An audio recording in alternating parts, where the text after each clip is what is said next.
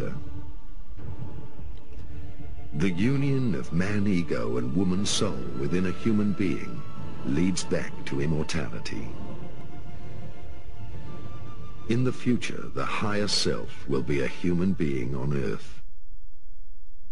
Christianity and the Templar Order.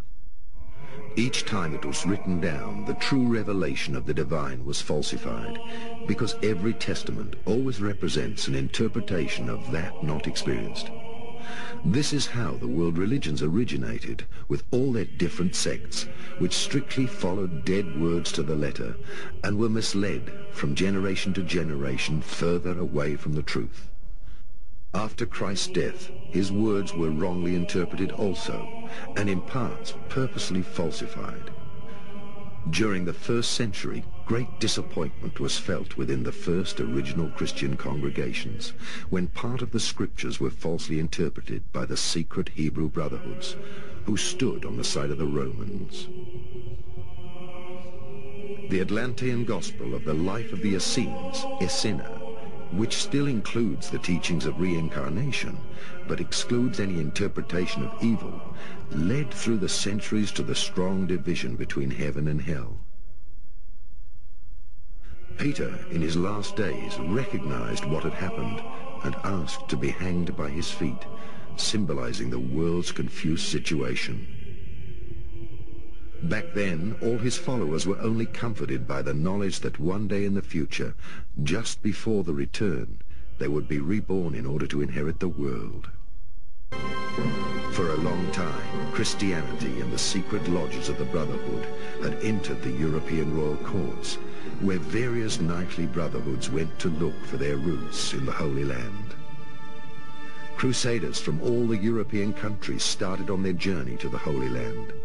Some of these knights had not been initiated by the Freemason Brotherhood, who had already at the time total control over the Vatican.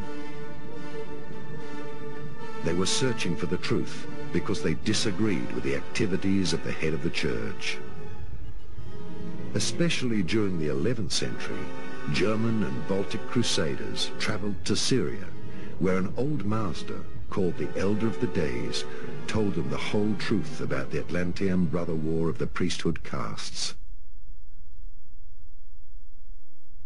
The Babylonian stone plates revealed to them the destruction of the Aramaic Brotherhood by the Hebrew Brotherhoods, and the whole truth about the falsification of the Gospel of the Essenes and Christ's message.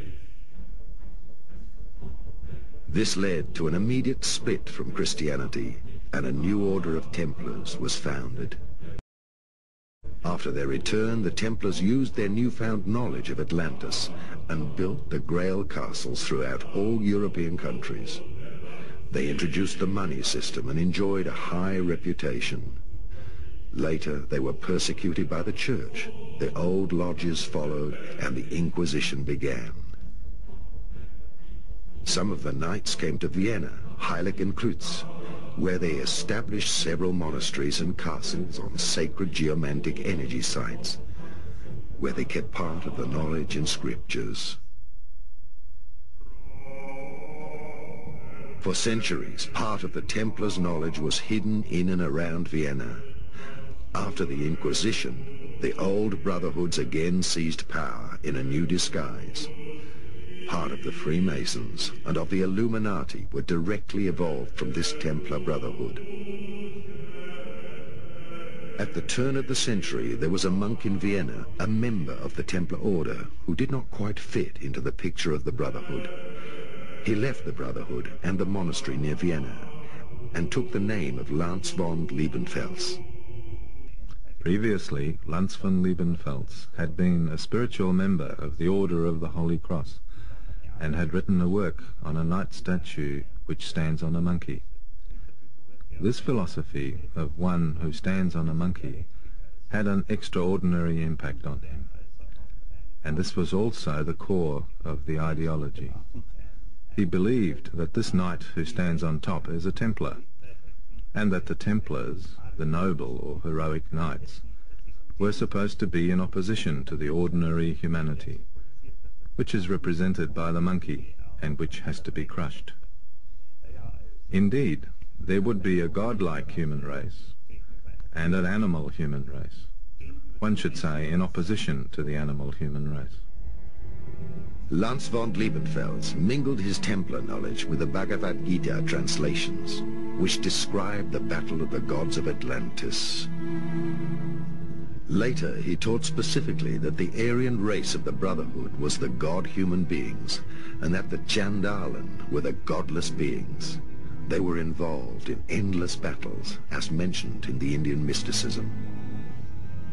His worldview was that the Hebrew Brotherhood was the direct descendant of the godless, which suppressed the world of the Aryan gods during the Dark Age. Another interpretation was that the Nordic and Germanic people were the only descendants of the Atlantean Aryan gods, and that their origin could only be identified by their blonde hair and blue eyes. Lanz von Liebenfels was fundamentally convinced that world history arose from the battle between the races, between the noble, heroic and godlike human beings and the animal beings, and in between there were even some combination of both. Thus, through a cleansing process and through the slavery and oppression of the so-called lower human beings, a godly era would appear, if the race conflict was to be won, in Lanz's view. Indeed, this is the root of racism. Since the time of Atlantis and its sinking, two castes of priests fought against each other, the Shambhala and Agartha, constantly changing into new shapes and new cultures. The earth and its eras may only be a mirror of this spiritual argument. In Austria, the old Austrian Templar monasteries are situated all along the river Danube.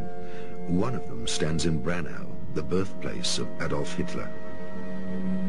We can only guess as to whether Adolf Hitler in his youth met Lanz von Liebenfels already at the Branau monastery, or whether he met him later during his years of study in Vienna. We can be sure that Lanz von Liebenfels initiated Hitler into the old Templar knowledge, the brother war of Atlantis, and into the falsification of Christ's message, the persecution of the Aramaic Brotherhood by the Hebrew Brotherhood, and all these secrets of the past. There is an indication that the first contact happened in the Branau monastery, where there is a copy of the Roman lance of the legionnaire Longistas, which Hitler searched for even more fervently than for the Ark of the Covenant.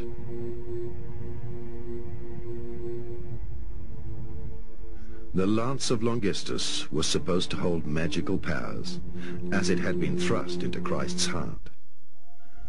The secret Atlantean teaching tells us that when the extraterrestrial gods fell in love with the still reincarnating human animal women, there was a war between the gods.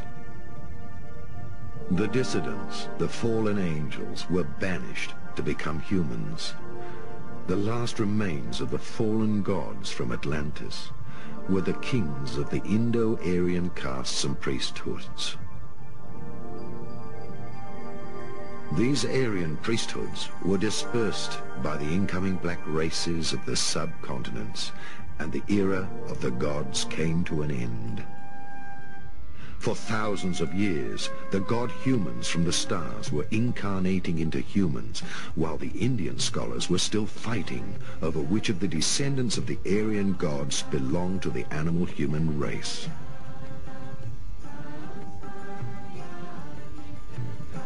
The initial root of racism, distinguishing between a superior and an inferior human, was thus revived, when, at the end of the 19th century, the search for the Aryan god-humans was taken up by a European esoteric elite. It was Nietzsche, with his superhuman and many other prominent writers, who drew the idea of the god-human from Atlantis out of the Indian texts. It was a few decades later that the secret esoteric teachings, mixed with the lost times of the Crusaders and the lost ideals of chivalry from the Germanic god legends, would influence a young man in Vienna.